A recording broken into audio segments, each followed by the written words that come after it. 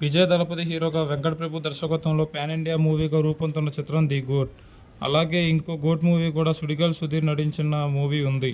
అసలు విషయం ఏంటంటే తలపతి విజయ్ వెంకట్ ప్రభు దర్శకత్వంలో వస్తున్న the GOAT movie pan India wide release అవుతుంది. అయితే ఈ గోట్ మూవీలో విజయ్ డ్యూయల్ రోల్లో కనిపించబోతున్నాడు. ఇక ఈ మూవీని తెలుగులో మైత్రి మూవీ మేకర్స్ రైట్స్ని కొన్నారు. ఈ మూవీ 2 సాంగ్స్ రిలీజ్ అయ్యాయి.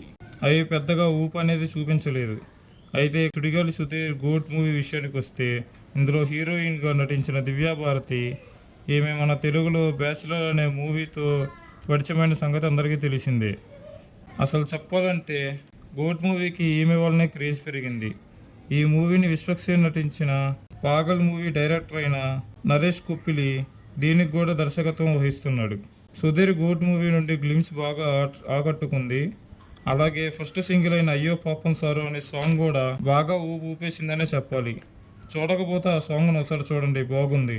అలాగే ఇన్ఫర్మేషన్ మీకు నచ్చినట్లయితే వీడియోని తప్పకుండా లైక్ చేసి ఛానల్ని సబ్స్క్రైబ్ చేయండి గైస్.